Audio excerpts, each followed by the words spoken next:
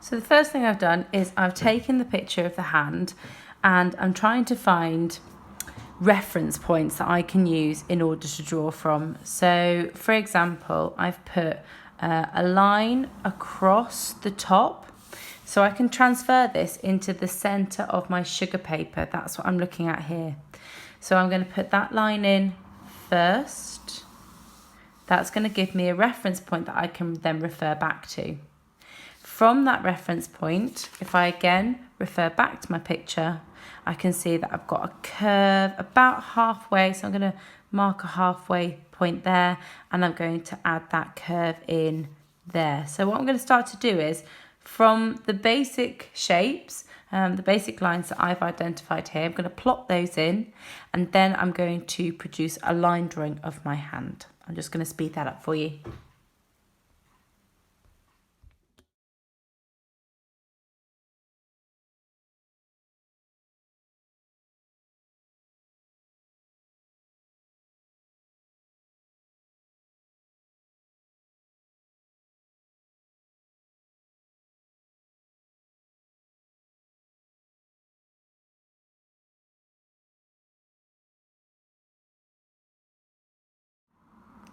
Okay, at this stage, what you want to do is, you might have noticed I kept rubbing back things and altering them, and that's just me finessing and make sure I'm really happy with the general outline. You want to make sure that it's a good sized hand as well. You don't want it to be too small. And you might still want to make some changes. I wouldn't just accept what you've just drawn. I'd want to be looking back at the image and making sure that it's accurate to what you're actually looking at. So use this time now to rectify anything you're not quite happy with. And you should just have no tone, just an outline, because what we're going to start to do is we're actually going to use the lightest toned pencil. So you could use either, I've got a white, but I've also got a yellow, and I'm going to be using contour lines and working back into this again, using that technique of just using the curved lines to create that illusion of volume. So again, I'm just going to speed that up so you can see me doing that.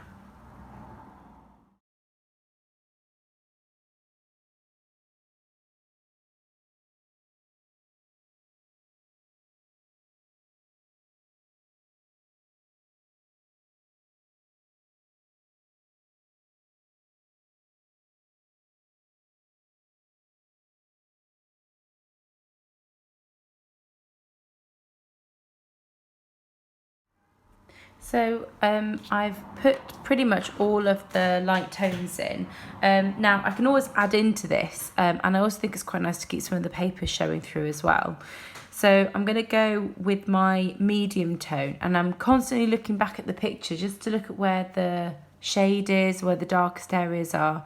And what I'm going to do is I'm going to use a pale pink, bit of orange, and then I've got a red. So I'm going with a warm colour palette for the hand, and I'm going to use a cool contrast on the outside into the negative space. So I'm just going to focus on adding at this stage the medium tone, and then maybe some of the darkest elements, so things like red. I'm just looking at my pencils and seeing what else I've got, maybe a little bit of purple as well, just as a real strong contrast. And then I think I'm going to go blue into the negative space. Okay, I'm going to start that now.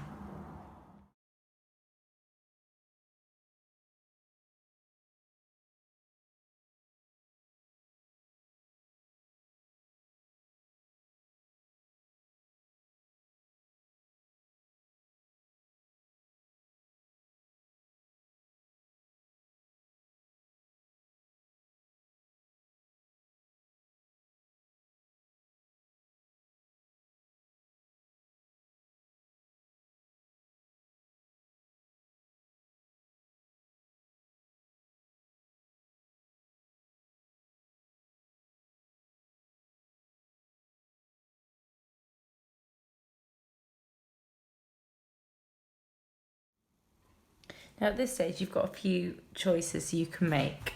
One of the nicest ones, I think, is to start working into the negative space. And like I said before, I'm going to use contrasting colours. So I've used quite warm colours in here. And I am going to keep working into this because there's some areas where I want there to be a bit more light coming through. But I'm going to work with, I'm looking for a sort of a dark blue. So I'm going to go quite dark blue into the negative space, and I'm going to use Henry Moore's sort of cross-hatching technique. So now I'm going to use contrasting mark making as well as contrasting colours and see what that creates.